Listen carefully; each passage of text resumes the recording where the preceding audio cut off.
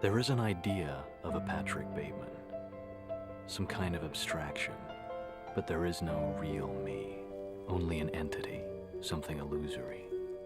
And though I can hide my cold gaze, and you can shake my hand and feel flesh gripping yours, and maybe you can even sense our lifestyles are probably comparable, I simply am not there. Every morning, Patrick Bateman becomes somebody new. He cleans, polishes, moisturizes, not just his skin, but his identity. Every product, every movement, every detail is part of the illusion. But beneath the glow of perfection, there's nothing. Just a hollow outline where a person should be. And that's the part that feels too familiar, because whether we admit it or not, all of us wear a mask. Maybe not a literal one, but a version of ourselves crafted carefully for the world to see. A personality edited for survival. Carl Jung called this mask the persona, the face we show to the collective world so that we can function within it. It's not inherently deceitful. In fact, it's necessary. Jung wrote that without the persona, a man cannot appear as a civilized being. We need it to navigate relationships, careers, society itself. The problem begins when the mask becomes more real than the person wearing it, when we forget who we were before we started pretending. Jean-Paul described this state as bad faith, when we define ourselves through roles, titles, and expectations instead of through genuine choice. Man is condemned to be free, but he flees from that freedom by becoming what others expect. That's Patrick Bateman. He's not a man. He's a costume of capitalism, a walking resume wearing Valentino suits and a 1,000-yard stare. But this isn't just about the 1980s Wall Street. This is about us. Modern life has perfected the art of performance. Every post, every story you see, every photo is just another layer of the mask. The polished version of ourselves we hope will be accepted. We filter out our flaws. We caption our loneliness with smiles. We confuse visibility with validation. We've turned authenticity into a luxury few can afford. The philosopher Erich Fromm warned about this long before social media existed. In his 1941 book, Escape from Freedom, he wrote that modern humans, terrified of isolation, surrender individuality to conformity, not because they're forced to, but because they crave belonging. Man is born free, but the freedom to be oneself has become too heavy a burden to bear. So we hide. Behind Bateman's face mask or behind her screens, it's all the same instinct. A survival mechanism dressed up as confidence. In Bateman's world, image is currency. Status is survival. Perception is power. Every character in American Psycho is nearly identical. Same haircut, same suit, same obsession with status. It's not just a parody, it's a prophecy of the times we live in. A world where the line between self-expression and self-advertisement has disappeared. We no longer worship gods.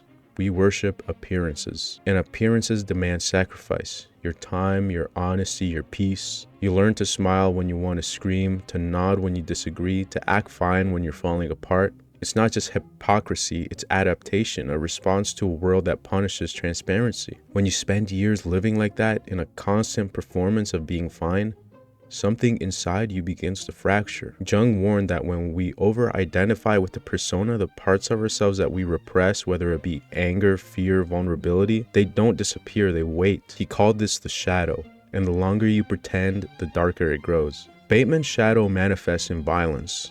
But for most people, it shows up in a quieter way. The burnout, the bitterness, the exhaustion that comes from never being seen for who you really are. When you live behind the mask too long, you start to fear what might happen if you take it off. Because by then, you're not sure if there's anything underneath it anymore. Maybe you can even sense our lifestyles are probably comparable. I simply am not there. This line isn't a confession, it's a prophecy. It's what happens when image replaces identity, when being seen becomes more important than being known. So why do we all feel the need to maintain the mask? Because the modern world doesn't reward honesty, it rewards consistency. People don't want your truth, they want your brand. The result is quiet psychological decay, a slow erosion of the soul through repetition and performance. We forget that masks by nature are meant to be temporary. They're tools, not identities. And every second we cling to them, we suffocate a little more of what makes us real. We wear masks so long, said Nietzsche, that we forget who we were beneath them. Bateman's tragedy is that he never had a self to return to. He was raised by a culture that taught him appearance is everything. That perfection isn't just desirable, it's necessary. And when perfection becomes your only goal, authenticity becomes your greatest fear. The mask is how the horror begins. Not with the violence, but with pretense. The world applauds Bateman's composure, his success, his flawless exterior, and that's the point. Society doesn't create monsters like him by accident, it rewards them. And as long as we mistake image for identity, we'll keep applauding. Patrick Bateman spends his life chasing perfection, the perfect body, the perfect apartment, the perfect cardstock. But the more perfect he becomes, the less human he feels. He believes the mask will make him stand out, but the irony is everyone's wearing the same mask. Is that a gram? New card. What do you think? Woohoo. Very nice. Look at that. Picked them up from the printers yesterday. Good coloring. That's bone. And the lettering is something called Cillian Braille. It's very cool, Bateman, but that's nothing. Look at this. That is really nice. Eggshell with Romalian type.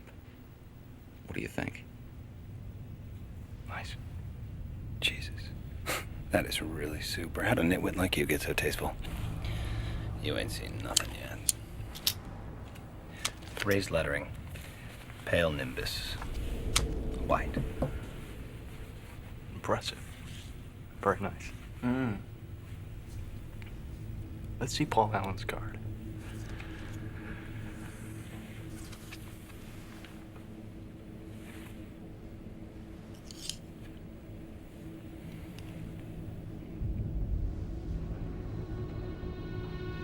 Look at that subtle off-white coloring.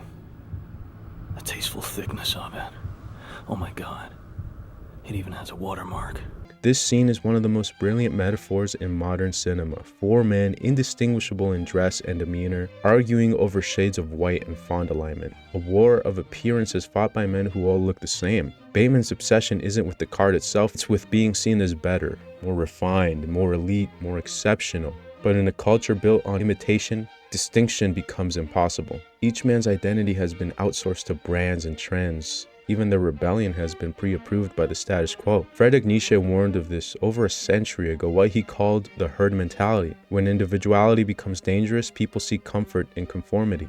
The individual has always had to struggle to keep from being overwhelmed by the tribe. If you try it, you will often be lonely and sometimes frightened.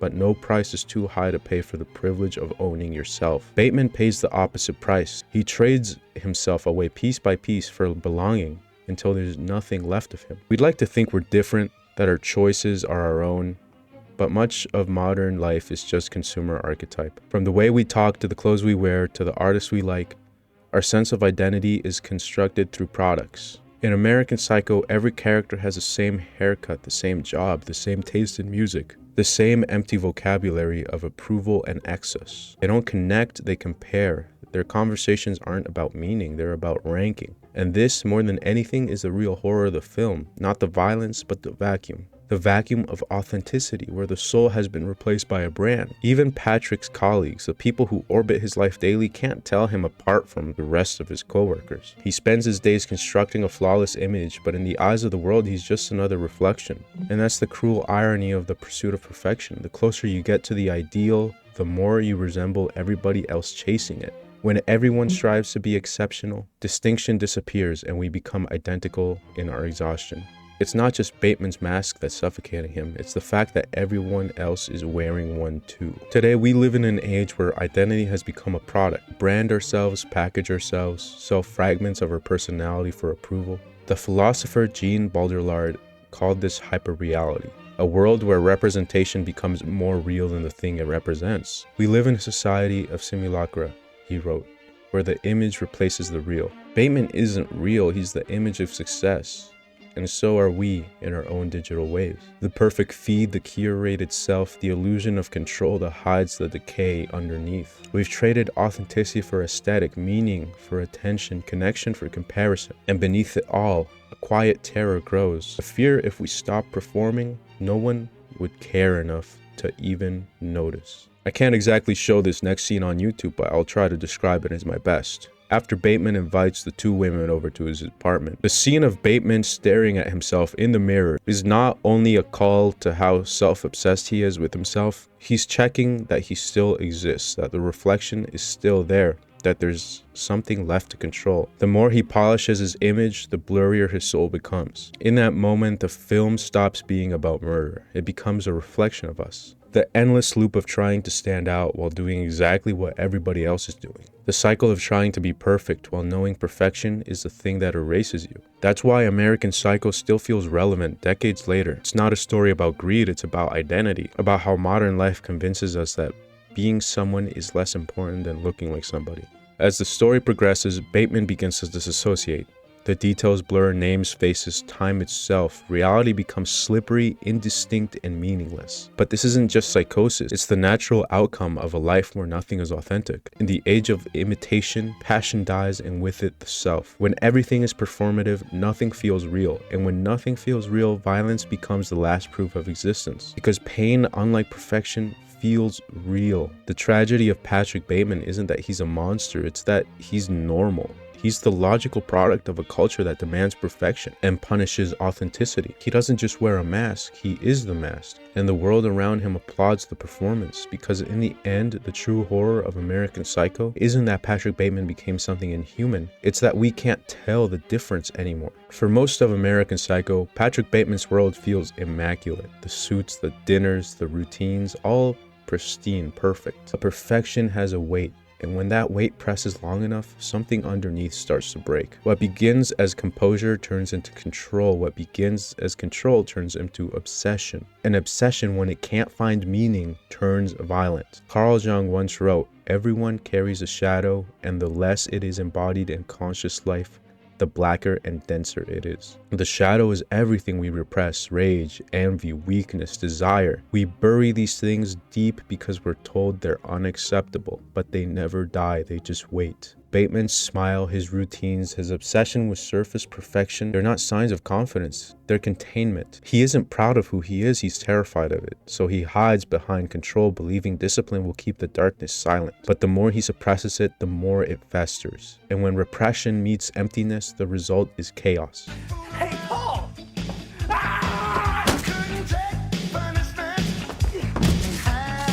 Right there, you reservation at Dorkin now, you fucking stupid bastard!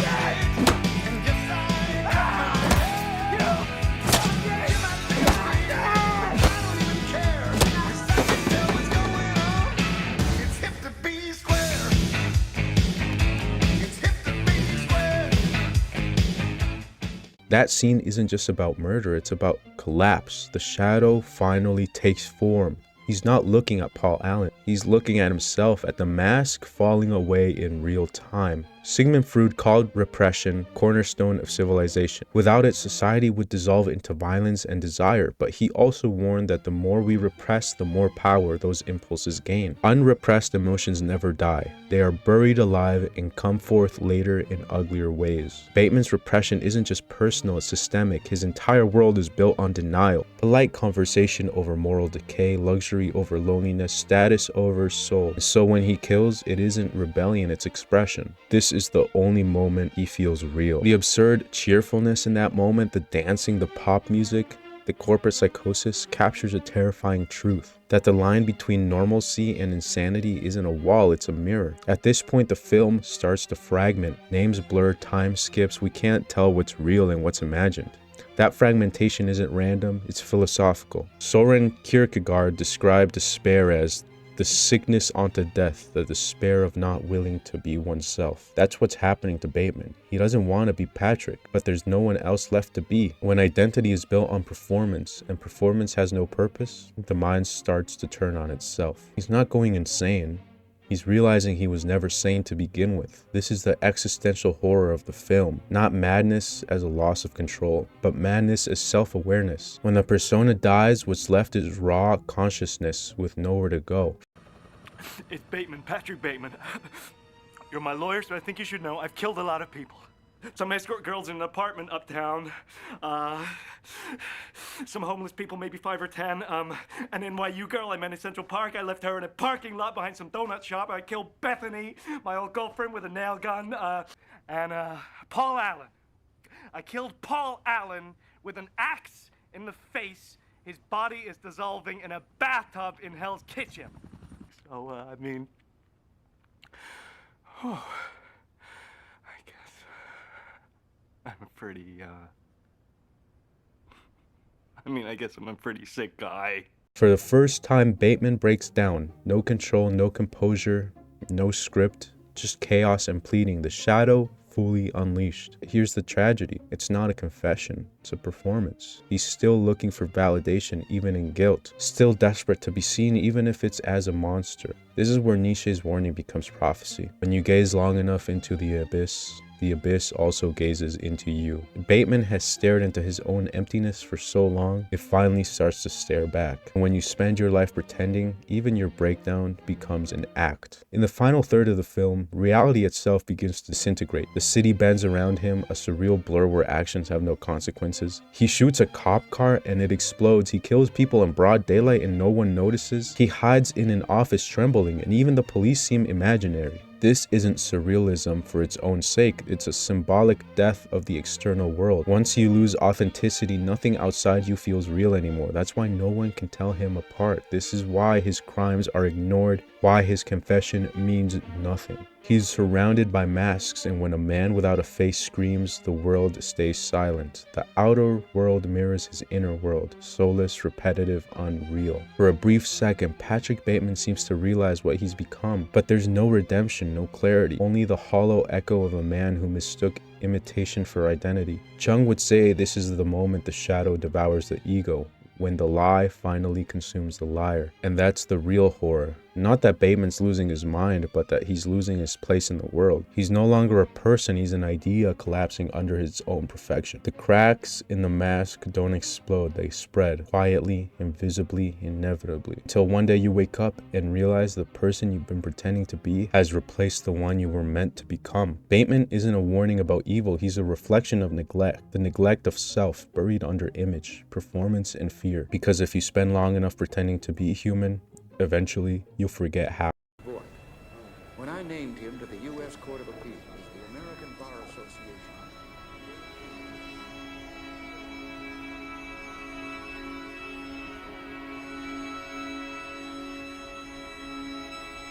There are no more barriers to cross.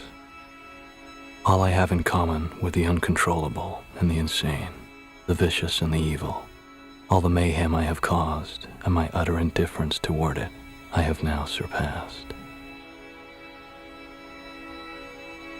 My pain is constant and sharp, and I do not hope for a better world for anyone.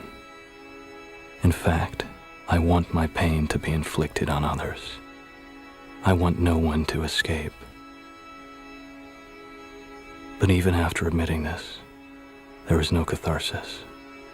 My punishment continues to elude me, and I gain no deeper knowledge of myself.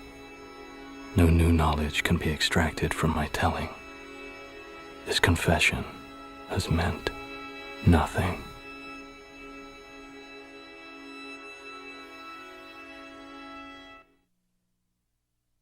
Every performance has an ending. Every mask eventually starts to slip. That ending doesn't come with punishment or justice. It comes with silence, the kind that follows when even the voice in your own head doesn't believe you anymore. Here, for the first time, the mask breaks. All the perfection, the polish, the control is gone. What's left is the raw noise underneath. Panic, guilt, confusion. He confesses everything, desperate to feel real again.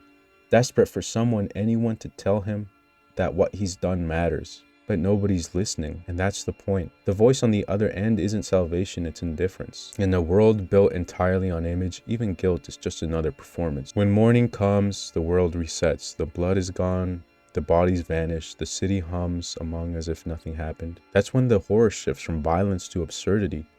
Because what terrifies us most isn't punishment, it's irrelevance. In that moment, Bateman realizes the truth. His crimes don't matter. He doesn't matter. He's not the villain of this world. He's just another man in a suit. In age of appearances, reality is no longer destroyed by lies. It's replaced by them. Bateman's reality has been replaced entirely.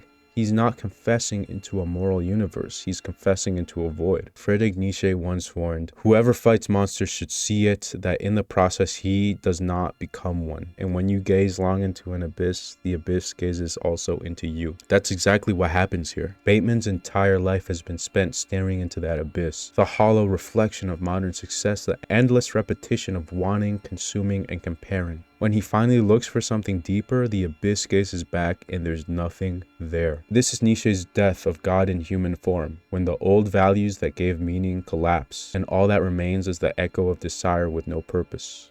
Bateman kills because it's the only way to feel alive, but the feeling never lasts. The void always returns. He tries to confess again, but no one cares. No one believes him. The most common despair is to be in despair at not wanting to be oneself. Bateman doesn't want to be himself, but there's nothing else left to be. His world is an echo chamber of indifference, where evil and apathy share the same smile. He wanted to be extraordinary and ended up invisible. That's the paradox of modern identity. The harder you try to be seen, the more you disappear. Nietzsche believed that when God died, humanity would need to create its own meaning, to build new values in ashes of the old. But Bateman doesn't create meaning, he consumes it. He fills the void with status and murders alike, hoping either will make him feel something, but nothing does. This is moral nihilism in the purest form, not the rejection of right and wrong, but the indifference to whether they ever existed. And when you no longer believe anything is real, the only thing left to destroy is yourself. Those words aren't guilt, they're revelation. The mask doesn't fall off, it becomes permanent. This is the end of the performance. Not because it stops, but because it can no longer be told apart from the truth. Bateman isn't redeemed, he isn't punished, he's absorbed. His identity dissolves into the crowd, just another reflection among 1,000 identical suits. And that's the real horror of American Psycho. Not that Patrick Bateman became a monster, but that no one noticed when he did. The breaking point isn't a moment of chaos, it's the quiet realization that nothing was ever real to begin with. The mask didn't hide the monster, the mask was the monster. And when the mask becomes the only thing left, the man beneath it dies, not with violence, but with silence. When the noise fades, what's left is silence, not peace, but emptiness. The kind of silence that comes when the performance finally ends, and you realize there's no one left behind the curtain. That's what American Psycho leaves us with, not a twist, not a resolution, just a mirror. Because the question isn't who is Patrick Bateman, it's how much of Patrick Bateman is in us. We live in an age where mirrors are everywhere, not made of glass, but of screens. Every day we wake up, and we build a version of ourselves to show the world. We polish, we pose, we perform, but in the process, we forget how to simply be. Carl Jung warned, the most terrifying thing is to accept oneself completely. That's the terror of authenticity, not exposure, but acceptance, because the real self is messy, insecure, contradictory, and the modern world has no patience for contradiction. So we hide, we curate, we become our own marketing campaigns, and like Bateman, we mistake visibility for existence. Look around yourself. The pressure to be extraordinary has made everybody identical. We all chase the same ideals, the same lifestyles, the same aesthetics, the same philosophies of self-improvement. We've become products of our own aspirations. Jung calls this the achievement society, culture where people no longer feel oppressed by others but by their own need to excel. In striving to be free, we imprison ourselves in performance, he wrote. That's why Bateman feels so modern. He's not chained by authority, he's enslaved by self-image. When you build your life around the performance of being better, you stop noticing you're becoming worse. Authenticity is painful, because the truth of who we are rarely fits the image we've built. It's vulnerability stripped of polish, and vulnerability doesn't trend. Kierkegaard wrote, "Truth always rests with the minority. For the minority is usually made up of those who have the courage to be themselves." Courage has a cost. In a world that worships performance, honesty becomes rebellion, and rebellion is lonely. Maybe that's why we cling to our masks, because the alternate is to face what we've neglected, the small, imperfect, frightened self beneath it. When Bateman says there is no catharsis, it isn't just about him, it's about us. He's the end point of a culture that confuses attention with meaning. He gets everything he wants, the body, the wealth, the style, and yet feels nothing. That's the cost of living for appearances. You win the game, but when the game means nothing, the self once lost cannot be replaced. That's why his confession is met with laughter and misunderstanding, because in a world where everyone's pretending, honesty sounds insane. But maybe the point of American Psycho isn't despair, maybe it's a diagnosis. It shows us what happens when you trade authenticity for admiration, when your worth is defined by what you project, not what you feel. And the cure isn't perfection, it's presence. It's rediscovering what's human beneath what's impressive. He who has a why to live, Nietzsche said, can bear almost any how. That's why meaning, purpose, compassion is what the mask suffocates. To heal, we have to let it crack. To feel again, we have to allow ourselves to be imperfect, because authenticity isn't about being pure, it's about being honest. And honesty is the one thing Bateman's world cannot bear. We can't live without masks. They help us navigate the world, but we can choose not to worship them. The challenge isn't to destroy the persona, but to remember the person wearing it. Every day we wake up, we have a choice to perform or to be present, to imitate or to create, to hide or to see ourselves clearly, even if what we see hurts. Because the death of authenticity isn't inevitable, it's a slow surrender, and we can choose to stop it before it finishes us. Every time we trade honesty for approval, every time we measure worth by reflection instead of substance, we die a little too. And maybe that's what makes this story timeless. It isn't about murder, it's about forgetting to be human. So when the screen goes dark and the music fades and the mirror is still, the question remains, who are you when no one is watching? Thank you all for watching today's Halloween special. If you liked today's video, make sure to subscribe. I have been your spooky introduction into dark philosophy. And until next time, remember, always think like a stoic.